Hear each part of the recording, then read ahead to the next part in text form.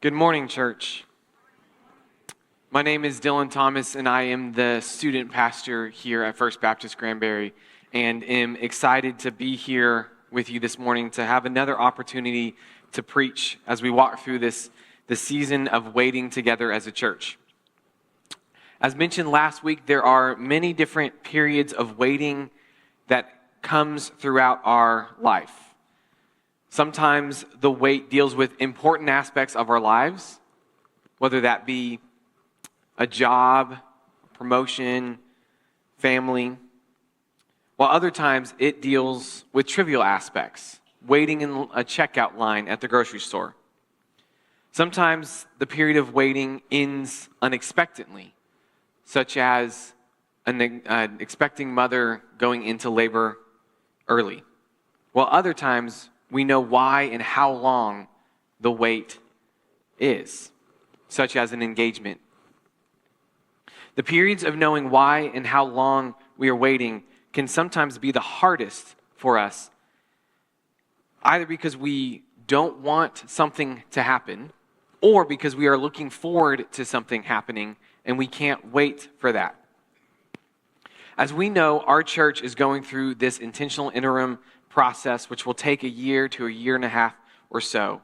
And during the waiting period, there's important stuff, important aspects that we need to discuss, discern, walk through together as we await the next senior pastor that God is preparing for First Baptist Granbury. This type of waiting reminds me of when Jess and I got engaged. There was a lot of things for us to work through, to talk through. Of course, there was the wedding planning itself, which, going to be honest, Jess very lovingly, graciously took care of that part. And she did a great job. But there was also other aspects. Where we were going to live. What was I going to do for a job while she finished college? Was I going to put my master's on hold until she graduated? What about finances? Talking through that, pre-marriage counseling. There's so many things that we needed to talk through. Was there a part of me back then in 2018 that said, I don't want to do any of that, I just want to be married? Of course there was, right? I was so excited that I just wanted to be together with Jess. But I knew that there was things that we needed to do first, things that were important and necessary.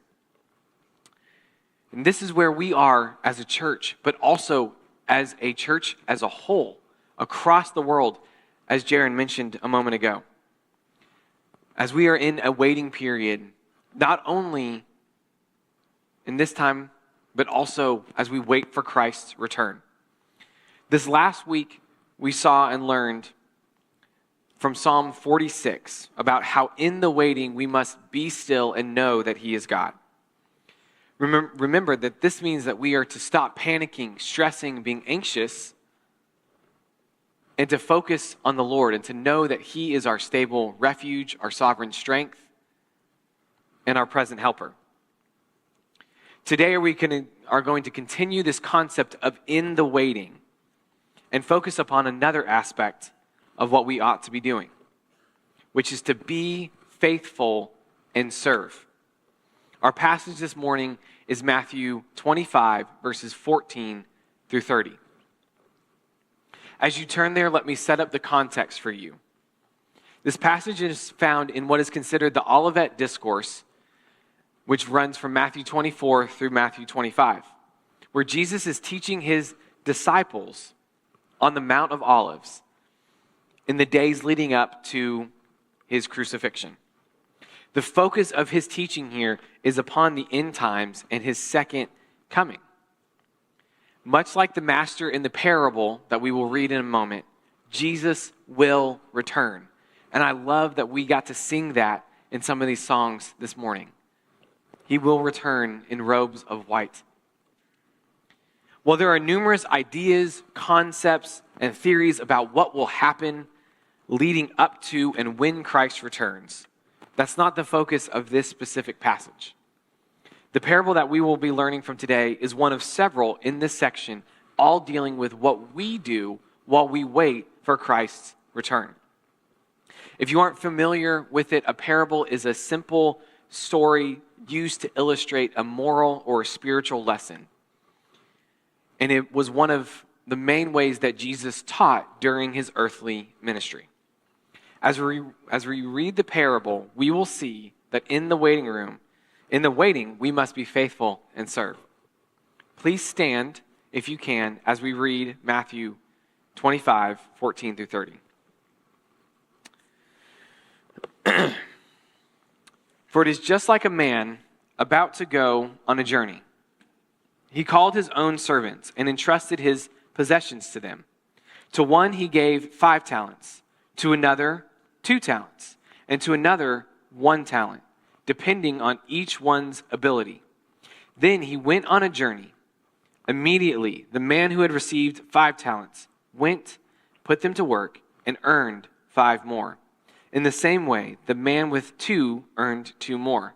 But the man who had received 1 talent went off, dug a hole in the ground, and hid his master's money. After a long time, the master of those servants came and settled accounts with them. The man who had received 5 talents approached, presented 5 more talents, and said, Master, you gave me 5 talents. See, I've earned 5 more talents. His master said to him, Well done, good and faithful servant. You were faithful over a few things. I will put you in charge of many things. Share your master's joy. The man with 2 talents also approached. He said, Master, you gave me 2 talents. See, I've earned 2 more talents. His master said to him, Well done, good and faithful servant. You were faithful over a few things. I will put you in charge of many things. Share your master's joy. The man who had received 1 talent also approached and said, Master, I know you. You're a harsh man, reaping where you haven't sown and gathering where you haven't scattered seed. So I was afraid and went off and hid your talent in the ground. See, you have what is yours. His master replied to him, You evil, lazy servant. If you knew that I reap where I haven't sown and gather where I haven't scattered, then you should have deposited my money with the bankers, and I would have received my money back with interest when I returned. So take the talent from him and give it to the one who has 10 talents. For to everyone who has, more will be given, and he will have more than enough. But from the one who does not have, even what he has will be taken away from him.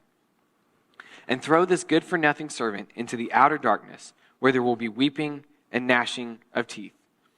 This is the word of the Lord. You may be seated. The parable starts off with a man who's about to go on a journey and calls his servants to watch over his entrusted possessions. As I mentioned previously, this man represents Jesus, who at the time of telling this parable will soon go to his death on the cross, be buried, rise again, and then spend some time on earth with his disciples before ascending into heaven. Well, in the parable, we are not told where the man is going. We know that Christ ascends into heaven. And this is the journey. But before going on the journey, that man in the parable entrusts possessions to his servants. He gives the first servant 5 talents, the second servant 2 talents, and the third servant 1 talent. Now, the modern definition of talent comes from this parable. What we think of as gifts and abilities, that comes from this. But back then, that's not what talent meant. As we kind of saw in the parable, talent referred to an amount of money. It wasn't a specific amount. It actually referred to a weight, an amount of weight. And so this could have been an amount of gold. It could have been an amount of silver. But it was a pretty hefty amount. One of the resources that I read this week said that it could have been worth 20 years of wages. It was a lot of money. Now, this man could have buried or hid the money for safekeeping, which was common in that day because they didn't have banks like we know them today where we can just store our money in them and then go off. However, he trusted the servants to put the talents to work and fulfill his desires. Like the man, God has entrusted us to fulfill his purposes. As believers, we have been called to use what God has given us to carry out his mission. In fact, Jesus' last words in Matthew 28:18 through 20 is this declaration: "Therefore, go and make disciples." Those words spoken to his disciples weren't just meant for them, but they were meant for every believer. Oftentimes, believers can get in the mindset that means pastors and ministers and those in full-time or part-time ministry like myself and Jaron and Deborah. That's for them to go and make disciples. But Jesus didn't say, therefore, pastors go and make. He said, therefore, go and make. He is talking to every believer. The fact that God has entrusted every believer to fulfill his purposes is both beautiful and wonderful because it means that everyone plays a part. Everyone is necessary. God wants me, but God also wants each one of you to carry out his mission. Yet there's a seriousness here also because one day the wait will be over, Christ will return, and he will hold us accountable for how we used what he gave us and what he trusted us with. To put it another way, and in more business terms, I'm not sure if you're familiar with the business world, if you worked in finance or anything like that, but God is looking for a good ROI, or return on investment. This is shown in what happens when the master returns and follows up with the servants. Two of those servants have a positive ROI, as they may have and did double their allotted amount, while the third servant has done the opposite and has buried it and hid it and didn't have a good ROI. Before getting to the master's response, it's important to note that God's ROI doesn't deal with money. Although he uses this as the catalyst in this passage, that's not what he truly desires. We can go back to Matthew 28, or really where we're at in our passage, go forward a few chapters, and see that his ROI, his desire, is for us to use what he's given us to go and make disciples. He wants us to reach as many people as possible with the gospel so that they might be saved by him, have a relationship with him, and live with him for eternity. So we understand that God has entrusted us to fulfill his purposes. But what specifically has he entrusted us with? In the parable, the man gives talents to each of his servants. He could have entrusted all of the talents to one man, but he doesn't. He spreads it out. He gives all of his servants money. Well, there certainly is a sense that God has entrusted us with different amounts of money. It's more so dealing with the talents that God has given us, which we ought to use to to fulfill his purposes. We learn here that every believer has God-given gifts to use for his purposes. These gifts are talents and abilities that come naturally to us, or we can quickly pick them up. All humans, saved or not, have talents and gifts, but believers are to use their gifts specifically in service of God rather than themselves. Now, everyone has gifts and abilities and talents, but that doesn't imply that these gifts are the same. My gifts are different than your gifts. We may have some that overlap, or some that may come from the same category, if you will. For example, I'm a musical person. I love listening to music and going to concerts and expressing myself through music. And I play the drums as well. Sometimes on Sunday mornings here at First Baptist, I'm able to play the drums during the second service. And I enjoy doing that. Now, Jaron, as our worship pastor, as he just led us in worship through song, is also musical. But he uses the gifts and talent that God has given him in a different way. He leads us in song and leads us in worship. Now, I can tell you that you don't want me up here on stage leading us in singing, because it would not sound very good and you wouldn't be pointing to Christ. Nevertheless, I can utilize my ability to play the drums for his glory. That's a gift that God has given me. There are gifts that God has given you that you can use, whether it's up here on Sunday morning or spread throughout the church or in the community. Going back to the passage, let's examine this further. Not only does the man entrust all of his servants with parts of his possessions, but in verse 15, notice how the man gives his servants differing amounts. Again, the meaning does not focus on money, focus on the talents.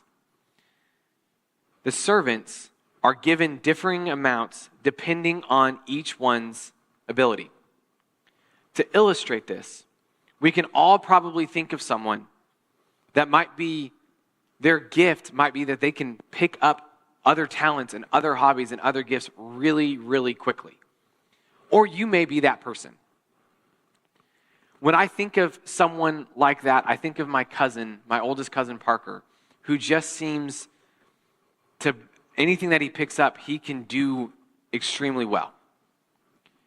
Sports, he's great at running, basketball, ping pong.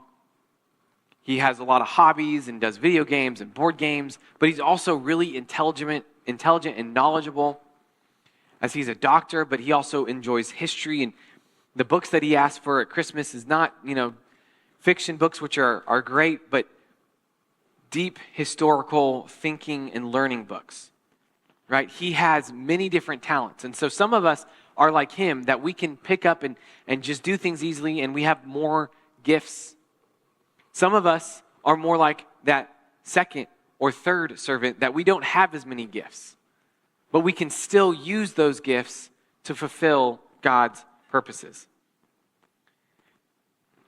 Every believer must use their God-given gifts. Now, Craig Blomberg, a famous scholar and theologian, says not all servants are given the same amount, since each has different capabilities and gifts. Nor is everyone expected to perform at the same level of competence, but all are expected to be good and faithful stewards. I see this in my own life, going back to me playing the drums. I am in no way the best drummer ever. Would I love to be able to say that? Yeah, it'd be really cool. But there's no way that I am. I don't spend that amount of time, that practice. But I don't do it because I want to be the best. And I'm not even the best drummer who's played up on this stage. But I play the drums not for an ego booster, but I play it because I enjoy it, and more specifically because I want to worship God with the gift and the talent that He has given me, and point others to Him. Every one of us has a gift that as believers we must use for His glory and purposes. Now, the amazing thing is that God has set it up to where these gifts are things that we enjoy, that we get to do not just out of obligation because it's something for us to do, but because we love and enjoy and have a passion for it, and then we get to worship and serve Him through that. And one of the ways that we worship God is through service to Him as we fulfill His purposes and desires for the world. We have two options regarding this. Either be like the first two servants by being faithful to what God has called us to do, or to be like the third servant and to not be faithful and not do what God has called us to do. There's a comparison here between the faith of the two servants versus the faith or lack thereof of the third servant. From this, we can see that our service flows out of our faithfulness. The two servants had faith and trust in the master, which was exemplified through their service to him. They had faith that he would return and he would come back. They had faith that he would hold them to account and see what they had done with these possessions. They had faith that they would be rewarded, and they had faith that he would want to see productivity with the talents that he entrusted them.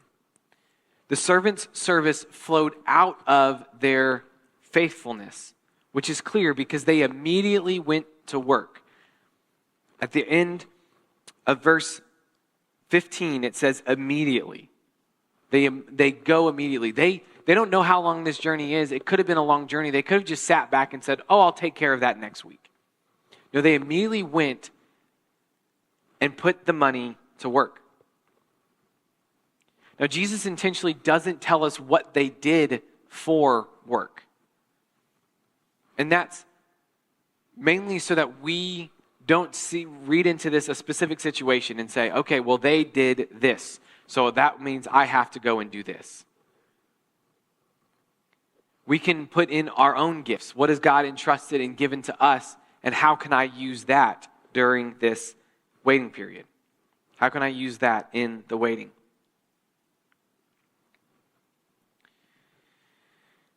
This is so that our faith in God flows out of our service and our heartfelt devotion to him. Now, the concept of service flowing from our faith reminds me of training for an activity or a sport. I think back to when I was in high school and I did wrestling, and over the summer or an off season, coach would give us a list of things for us to do, whether we did strength and conditioning and runs, or we had to do a certain amount of lifts, or whatever it was, right?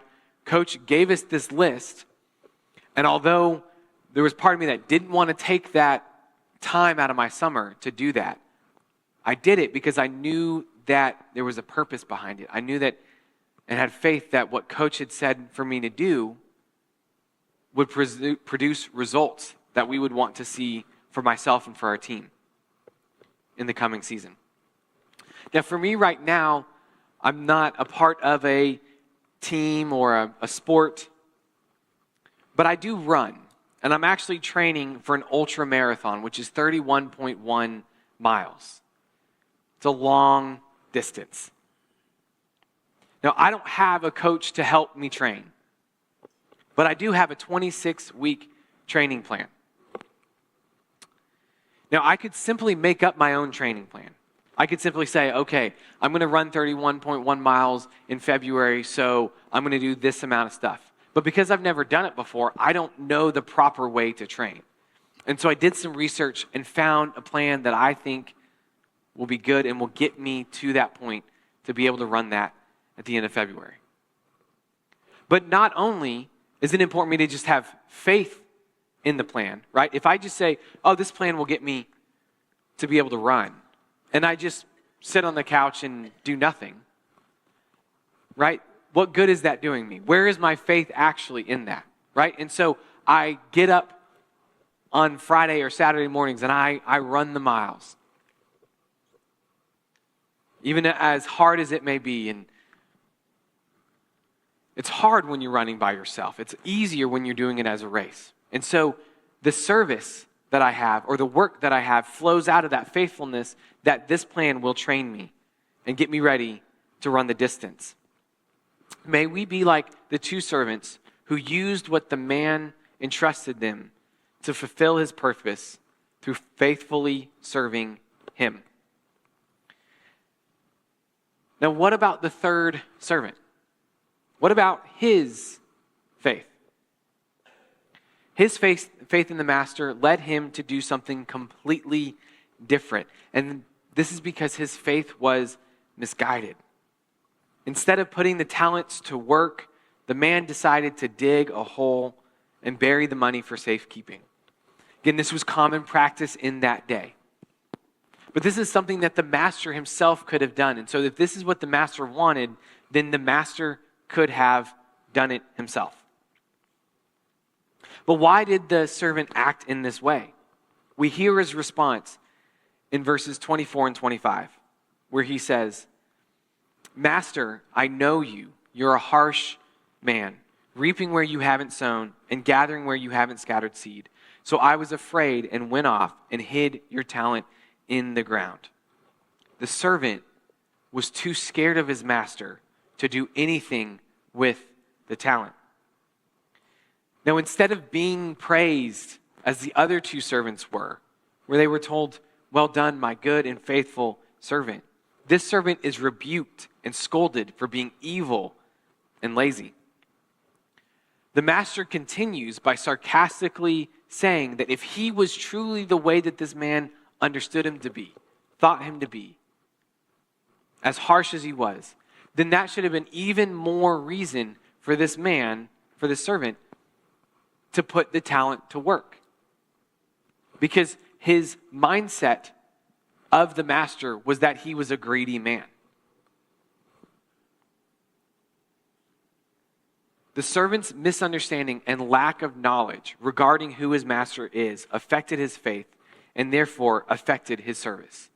Because the master wasn't greedy. The master wasn't the way that he thought he was.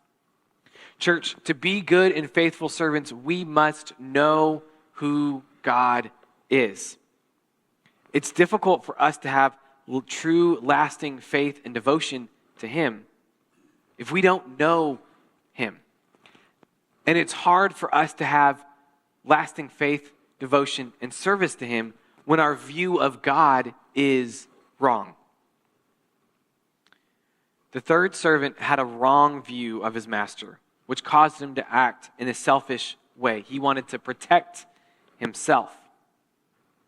The servant's actions became more about covering and protecting rather than putting his master first.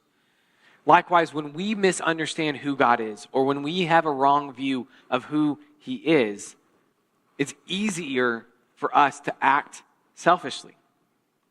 There are numerous testimonies of people who don't follow God or say that they follow him, but only in name, or sometimes even actively oppose him because they have a misunderstanding or they have a wrong view of him. I'm reminded of a movie that came out a little over 10 years ago. I'm not sure if you've seen it, but it's a movie called God's Not Dead. And in this movie, one of the pivotal points is when this college student is having a debate with his professor on the existence of God. And this professor is actively opposed and against God and doesn't want anything to do with him. And he says that God's not real. And this student steps up and says he is, and they debate and they talk through it. But at the end of this pivotal debate, what happens is that the college student asks, "Why do you hate God? Why do you hate God?" And the professor says, "I hate him because he took everything away from me. I hate him because he took my mom away." And the student says, "How can you hate someone that doesn't exist?" Thereby showing that God does exist. But going back to the professor's attitude, right? He has this misunderstanding of who God is. That God is this cruel, harsh person up in the sky that's not here, that's not present, that just wants to see hurt and pain. That's who the professor pictured. But that's not who God is. Again, we learned last week that he is our stable refuge, our present helper, our sovereign strength. That he is loving and caring and compassionate. That's who he is. We must not be like the third servant, Rather, we must know who he is. How do we do this? Well, it's the simple Sunday school answer, the answer that we've probably heard all of our lives. Spend time with him through reading the Bible, prayer, attending church, and other spiritual disciplines. And we say that, but we don't always live that out. If I want to have a relationship or a friendship with someone, I can't do that if I'm not trying to interact and engage with that person.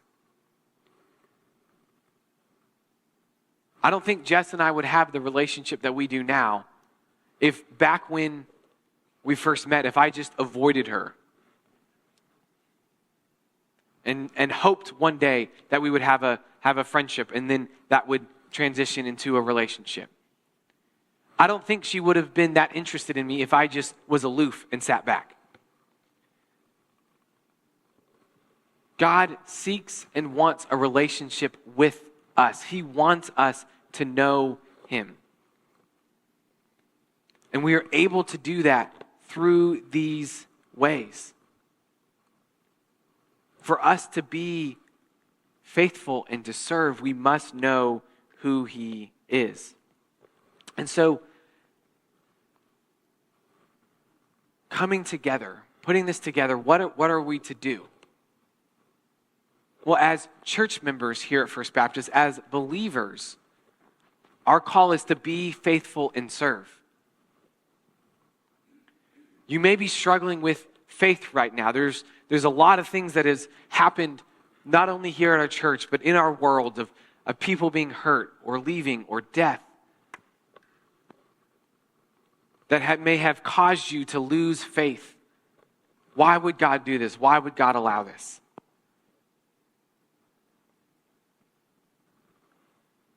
If that's you, then come back to him and say, God, I am struggling with my faith and I want to be completely faithful and trusting in you. And then, on the other hand, let your faithfulness be shown through your service. Take time to serve.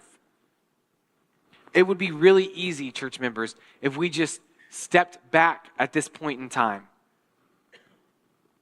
from serving in our church, letting somebody else handle it.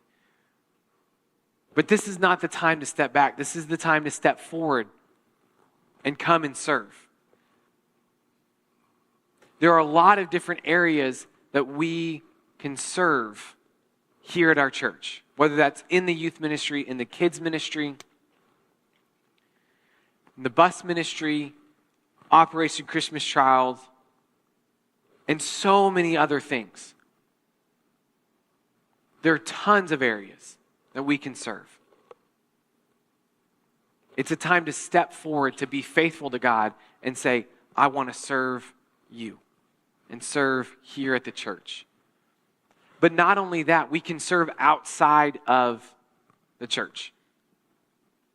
There may be your neighbor or someone that you work with that you can love and show and teach about Christ. Maybe it's a gift that you have. Maybe that you're not using it. Maybe you're a secret drummer as well, and you can come up here.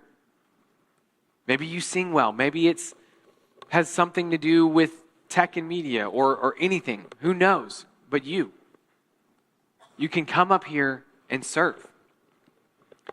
And let your faithfulness be shown. And then for non-believers, if you are in here today and don't know Christ, don't know him as your Lord and Savior, then your application and before you leave these doors is to put your faith and trust in him, to be faithful. Don't let this moment pass without seeking and starting a relationship with him. As Jaron comes up to lead us in a song of reflection, I want us to spend some time thinking about this, reflecting on this. What is God calling you to do? Where is God calling you to serve? Where is he calling you to be faithful? Church, in this waiting period, as we await our senior pastor, and more importantly, as we await Christ's return, let us be faithful and serve. Let's pray. God, we come before you, and we are humbled by what you did on the cross, that because of that, we are able to have a relationship with you. God, may we be faithful and serve you, and one day be proclaimed by you good and faithful servants. God, we give you this time, and may you work on our hearts and our minds as we sing and reflect. In your name we pray. Amen.